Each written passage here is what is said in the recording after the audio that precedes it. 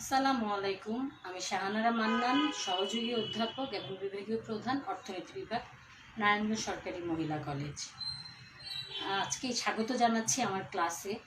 সম্মান প্রথম বর্ষ এবং ডিগ্রির সামষ্টিক অর্থনীতি এবং উচ্চ মাধ্যমিক মানবিক ও বাণিজ্য বিভাগের অর্থনীতি প্রথম পত্রের নবম অধ্যায়ের শিক্ষার্থীরা এর আগে আমি উচ্চ মাধ্যমিকের শিক্ষার্থীদেরকে আমি নবম অধ্যায়ের উপর এর আগে 2019 সালে ঢাকা বোর্ডে যে প্রশ্নটা এসেছিল সেটি করিয়েছিলাম। আজকে আমি এই অধ্যায় থেকে সামগ্রিক ব্যয় নিয়ে আলোচনা করব। সামগ্রিক ব্যয় বলতে আমরা কি বুঝি? মনে করো একটি পরিবার, তো সেই পরিবারের যে আয়, সে আয়টা তারা কিভাবে ব্যয় করে। পরিবারের যে আয় হয়, সে আয়ের একটা অংশ তারা ভোগ করে এবং অন্য একটা অংশ তারা বিনিয়োগ বা সঞ্চয় করে। অর্থাৎ আয় হচ্ছে ভোগ ব্যয় এবং বিনিয়োগ ব্যয়ের সমষ্টি, অর্থাৎ Y = C+I। তো এই যে সামগ্রিক ব্যয়, এটা যে উপাদানগুলো আছে সেই উপাদানগুলো হচ্ছে ভোগ ব্যয়, বিনিয়োগ ব্যয়, সঞ্চয়, সরকারি ব্যয় ইত্যাদি। তো এই উপাদানগুলিকে আমি বিস্তারিত আলোচনা করব। চলো এই কোয়েশনগুলি একটু দেখে নেই। আজকে আমরা নবম অধ্যায়ের সামগ্রিক ব্যয় এবং সামগ্রিক ব্যয়ের বিভিন্ন অংশগুলো নিয়ে বিস্তারিত আলোচনা করব।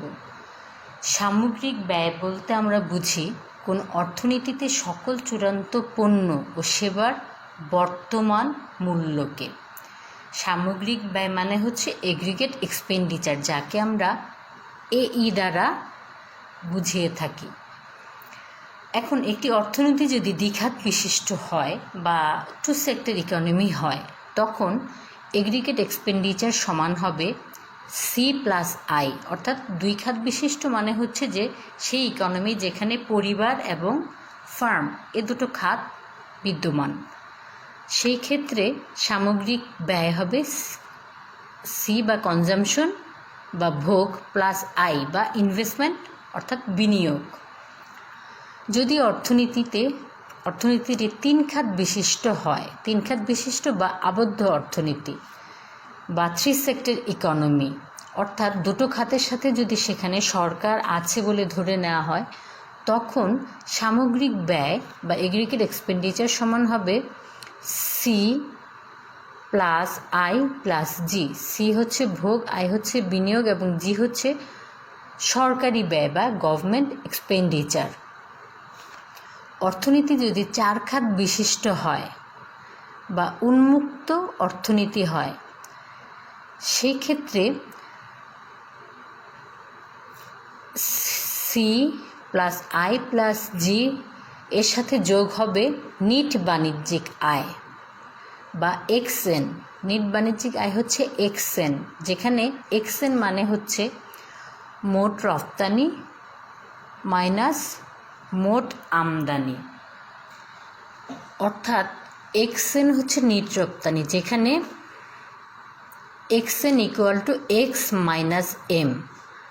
X দিয়ে আমরা বুঝাই মোট রপ্তানির পরিমাণ বা মোট রপ্তানি আয়, মোট রপ্তানি, এবং M হচ্ছে মোট আমদানির পরিমাণ। তো মোট রপ্তানির পরিমাণ থেকে মোট আমদানির পরিমাণ যদি আমরা বাদ দিই, তাহলে আমরা পাবো নিট রপ্তানি। অর্থাৎ ধরে নিই যে মোট রপ্তানির পরিমাণ হচ্ছে 5 এবং মোট আমদানির পরিমাণ হচ্ছে 3, তাহলে নিট রপ্তানি হবে 5 - 3 বা 2। অর্থাৎ তখন এখানে C+I+G এর সাথে যোগ হবে 2। অথবা যদি মোট রপ্তানি হয় 5 এবং মোট আমদানি হয় 6, তাহলে XN হবে 5 - 6 অর্থাৎ -1। তাহলে এখানে তখন হবে C+I+G -1। অতএব চার খাত বিশিষ্ট অর্থনীতি বলতে সেই অর্থনীতিকে বোঝানো হচ্ছে যেখানে সামগ্রিক ব্যয়ের ক্ষেত্রে আন্তর্জাতিক বাণিজ্য আছে বলে ধরে নেওয়া হচ্ছে। অর্থাৎ 4টি খাত হচ্ছে পারিবারিক খাত, ফার্ম, সরকার এবং বৈদেশিক নিট বাণিজ্যের পরিমাণ। এখানে সি বলতে আমরা মোট ভোগ ব্যয়, আই বলতে আমরা মোট বিনিয়োগ ব্যয়, জি বলতে মোট সরকারি ব্যয় এবং এক্সএন হচ্ছে নিট রপ্তানিকে বোঝানো হচ্ছে। সামগ্রিক ব্যয়ের খুবই গুরুত্বপূর্ণ একটি অংশ হচ্ছে ভোগ ব্যয়। ভোগ ব্যয় মানে হচ্ছে কনজামশন, বা যাকে আমরা সি দিয়ে নির্দেশ করি। এখানে ভোগ ব্যয় বলতে কোনো নির্দিষ্ট সময়ে বেসরকারি বা গৃহস্থ ভোগকে নির্দেশ করে।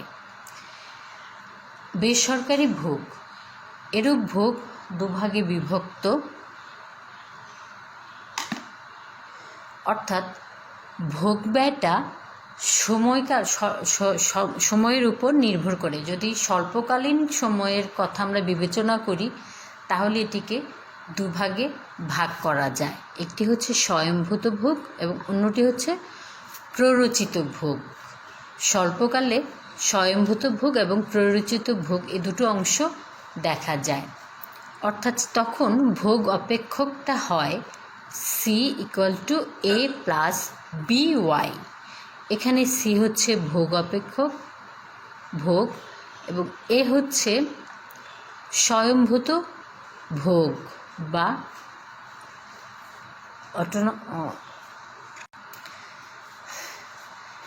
এ হচ্ছে অটোনমাস কনজামশন বা স্বয়ংভূত ভোগ। বি হচ্ছে মার্জিনাল প্রোপেন্সিটি টু কনজিউম বা প্রান্তিক ভোগ প্রবণতা। ওয়াই হচ্ছে আয়। বিওয়াই দিয়ে বোঝানো হচ্ছে প্ররোচিত ভোগকে। চলো আমরা এখন দেখি স্বয়ংভূত ভোগ এবং প্ররোচিত ভোগ এগুলি দিয়ে কি বোঝানো হয়। আমরা দেখেছি যে C equal to A plus বিওয়াইটা হচ্ছে একটি স্বল্পকালীন ভোগ অপেক্ষক। এখানে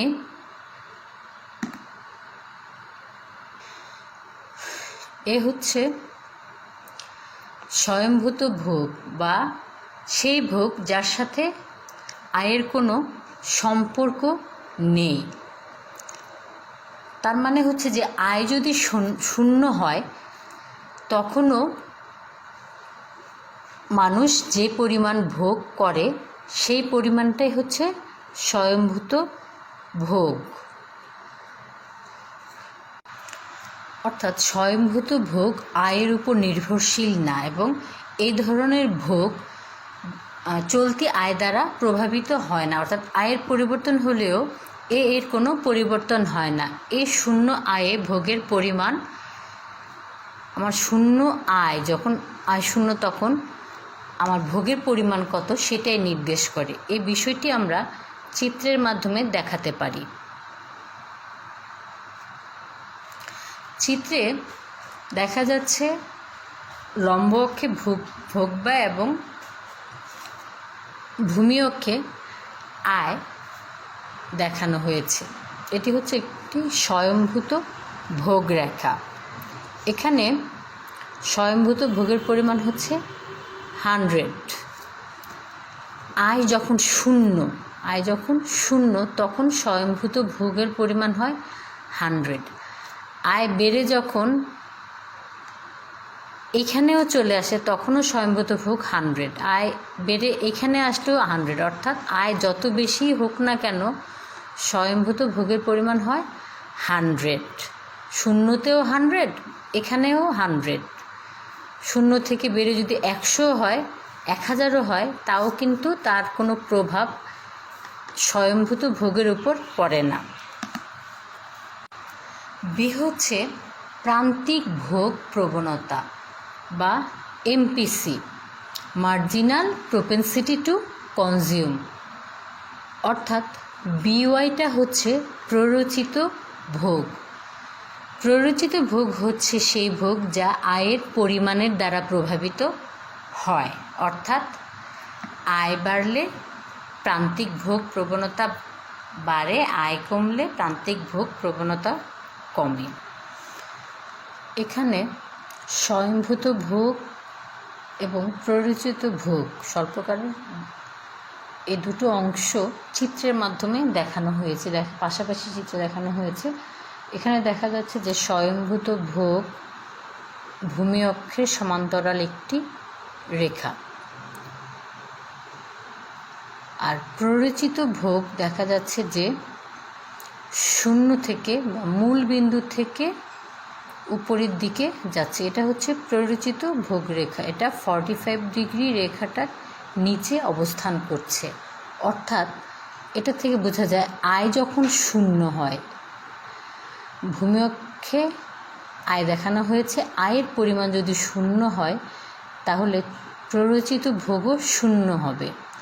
আয় যত বাড়বে ভোগের পরিমাণ তত বাড়তে থাকবে।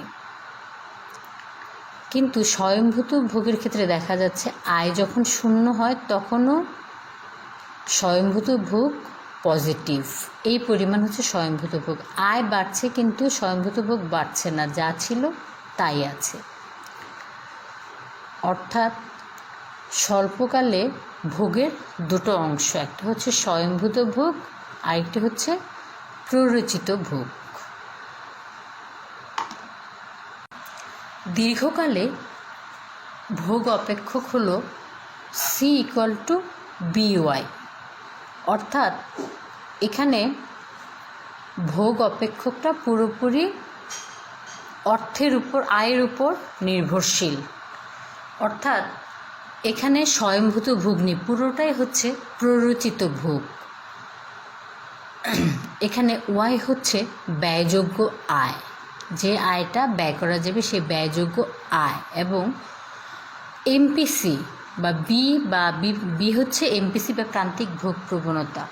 তো বি হবে বা এমপিসি হবে >0 বাট <1, অর্থাৎ বি এর মান হবে শূন্যর চেয়ে বড় কিন্তু 1-এর চেয়ে ছোট। কারণ এমপিসির মান যদি 0 হয় বা প্রান্তিক ভোগ প্রবণতা যদি শূন্য হয় তাহলে এটার অর্থ দাঁড়াবে যে মানুষ যা আয় করে দীর্ঘকালে তার কোনো কিছুই ভোগ করে না, অর্থাৎ যা আয় করে পুরোটাই সে সঞ্চয় করে, ভোগের পরিমাণ 0।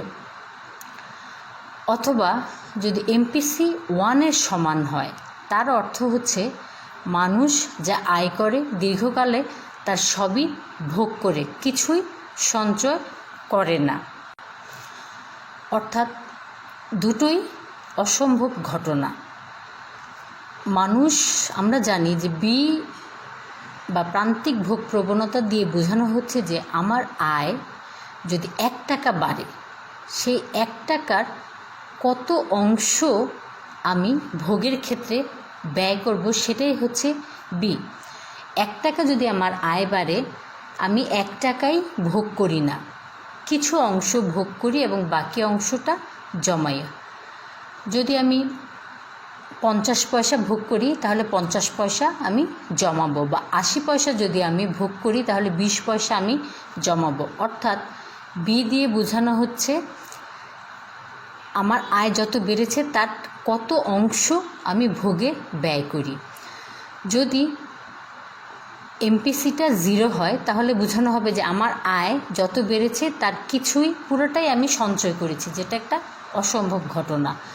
আবার যদি এমপিসি =1 হয়, সেটা দিয়ে বোঝানো হবে যে আমার আয় যা হয়েছে তার পুরোটাই আমি ভোগে ব্যয় করেছি, এটিও একটি অসম্ভব ঘটনা।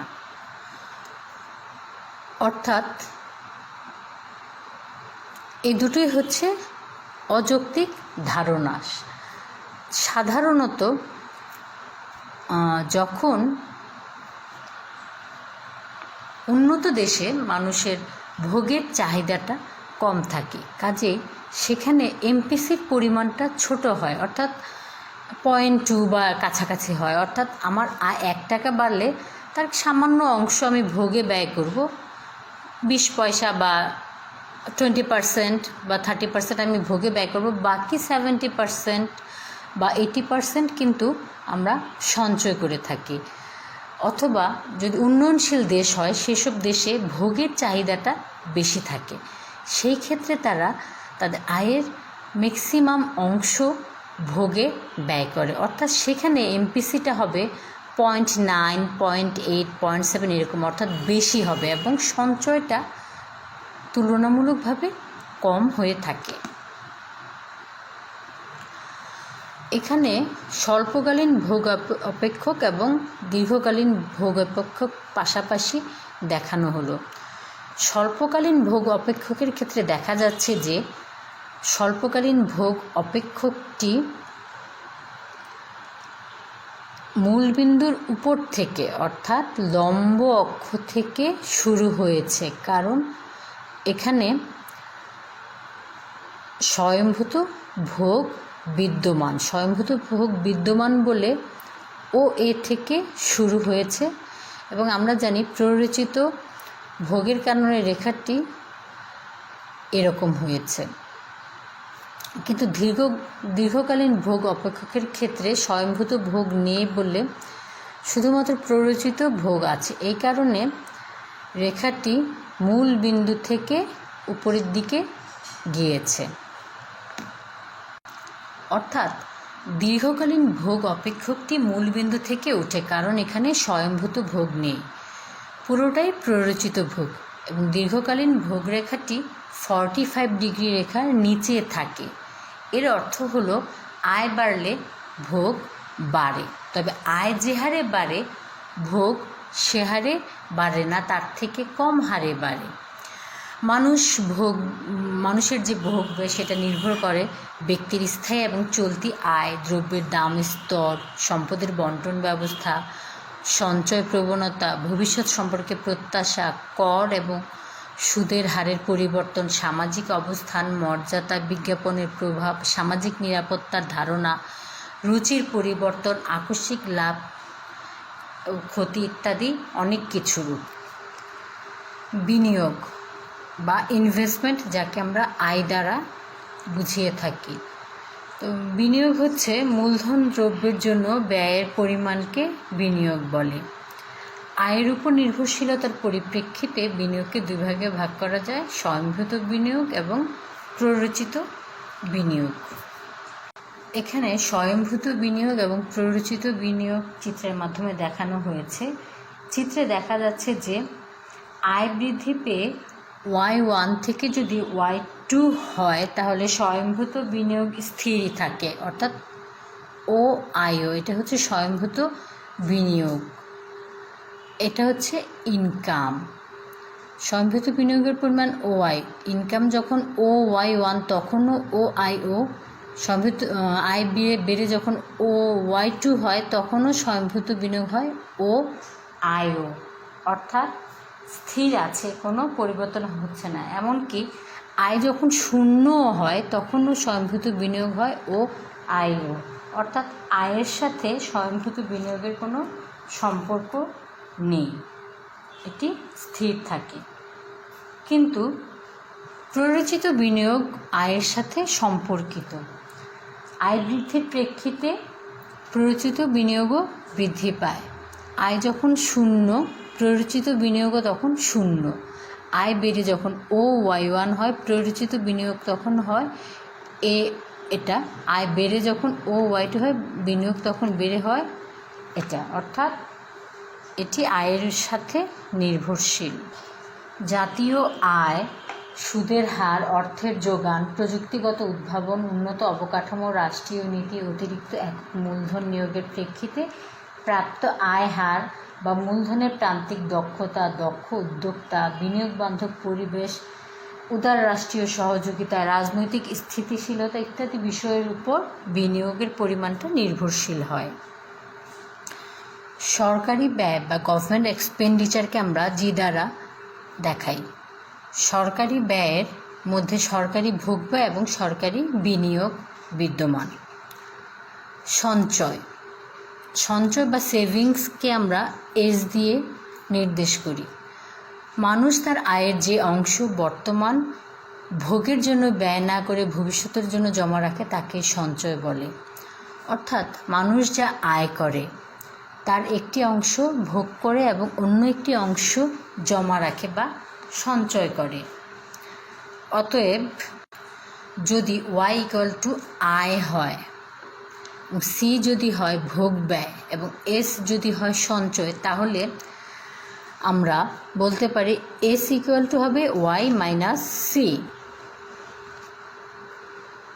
অর্থাৎ S equal to Y minus C হবে, যেহেতু Y equal to C plus S. অর্থাৎ মোট যা আয় তার একটি অংশ আমরা ভোগ করি এবং অন্য অংশ আমরা সঞ্চয় করি। কাজেই ওয়াই ইকুয়াল টু যদি সি প্লাস এস হয়, তাহলে আমরা সঞ্চয়ের ফাংশনটা লিখতে পারি S equal to Y minus C. অতএব এই পর্যন্ত আমরা সরকারি ব্যয়ের যে গুরুত্বপূর্ণ কম্পোনেন্টগুলো আছে সেগুলি নিয়ে আমরা আলোচনা করলাম। আশা করি তোমরা বুঝতে পেরেছো। যদি বুঝতে না পেরে থাকো তাহলে যে জায়গাটা সমস্যা থাকে সেটা কমেন্টের ঘরে উল্লেখ করে দিও।